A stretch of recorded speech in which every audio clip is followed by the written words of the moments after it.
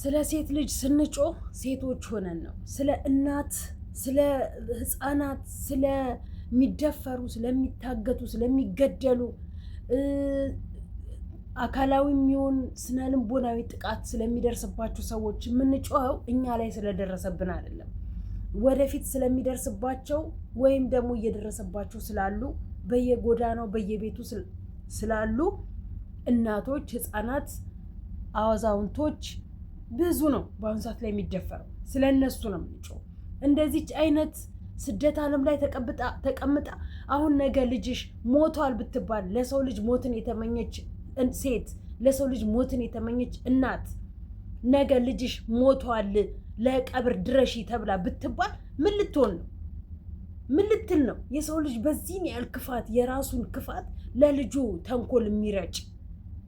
አንቺም አሁን እናት ነሽ። አንቺም አሁን እንደው ጌታ ሆይ እንደው ኧረ በስንቱ ይሆን እንደው እንዲሁ ጥርጥር ብለን የተያያዝ ነው።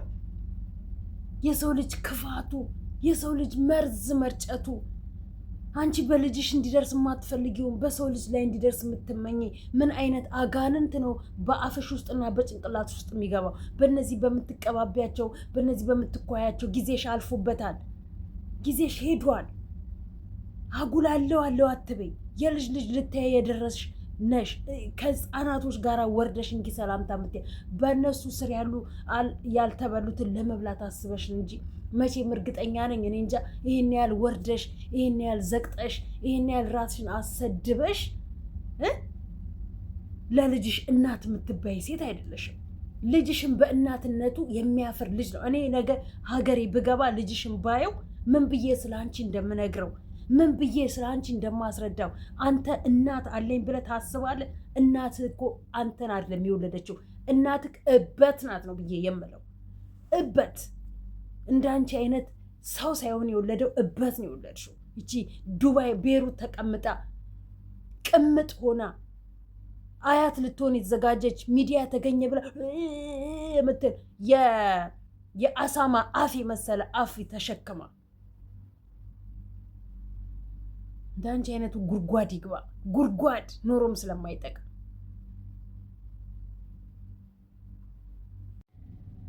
እውነት ለመናገር ፍቅር የተናገረችው ነገር ዛሬ በቃ ፍንትው ብሎ እየታየን ነገር አለቀ። በቃ ፍንትው ብሎ ማለት ነው።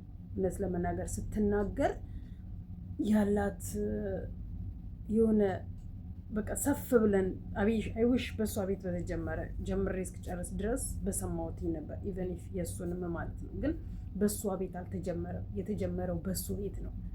እና አንዳንዴ ሰዎች ሲናገሩ ምን ታይቷችሁ ነው ምናምን አይነት ነገር ብለን የምንለው ነገር አለና ሲጀመር ሲቀጥል ደግሞ ሄርሜላ ከዕለት ወደ ዕለት ድድብና ከፍ እያለ ነው። የአብርሃም ድንቁርና እንኳን ተውት ለምደነዋል ማለት አንዲት ሴት ሲመጣ ይቅርታ አለችው፣ ተቀበላት። ኦኬ ይቅርታ እሷ ትለኛለች፣ በፍቅሯ በቃ በፍቅሬ ተሸንፋለች፣ ስለዚህ ከኔ በላይ ወንድ የለም ብሎ እንዲያስብ ያደረገው አንድም ሄርሜላ ናት። ምክንያቱም ዞር በይ ሲላት ታለቅሳለች፣ ነይ የኔ ፍቅር አፈቅሻለሁ ሲላት ተጎትታ እንደ በግ ትሄዳለች። እሱም ጭንቅላቱን እንደ በግ እንዲያስብ ያደረገው እሱ ነው። ይሄናል ሴት ልጅ በሱ ስላለቀሰች ጀግንነት ምናምን አይደለም። ጀግንነት ምን እንደሆነ ማስረዳት ያለባችሁ እናንተ ቤተሰቦች ናችሁ፣ ከኛ ሞር ማለት ነው። ምክንያቱም ነገ እኮ ማናችንም ላንኖር እንችላለን። ሰው ነን እኮ ይሰለቸናል። እኔ ራሱ ሰልችቶኛል። ሩታ ብቻ ናት እስካሁን ይሄንን ላይፍ ያልሰለቸችው ማለት የሷ ፍቅር የሆነ እንጃ ሌላም ነገር ያለ ይመስለኛል እንጂ በሰው በሰላም በጤና እንደዚህ እንትን አይልም። በቃ ይከብዳል የነሱ ላይፍ።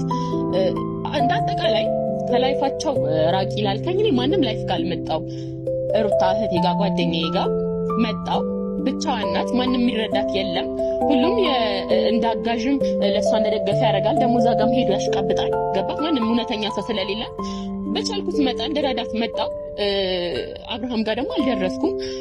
እሱ ካደረገው ነገር አንፃር አመት ሙሉ ሄርሜላና አብርሃም እንደዛ ሙሉ ሲያስለቅሳት እርጉዝ ሆና ከእርጉዝም አራስ ሆና እንዴት እያስለቅሳት እንደነበር እኮ ማንም ሰው የሚያውቀው ነው። እንኳን እኔ ሚዲያ ላይ ያለ ነገር ነው አይደለ? ሶ ሃይሚ ምን አለች?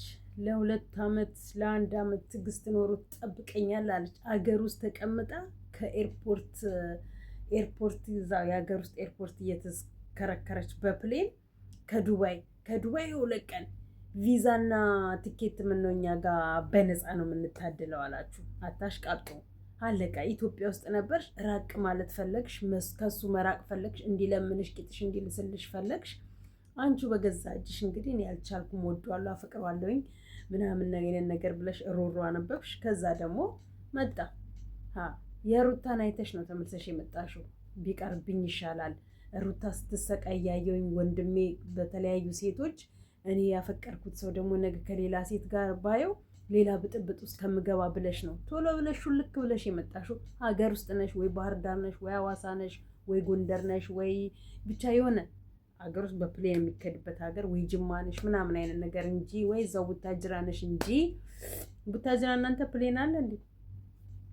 ወደ ቦታ የሚሄዱበት ኤርፖርት አላችሁ? ቡታጅራዎች ኤርፖርት አላችሁ? የላችሁ።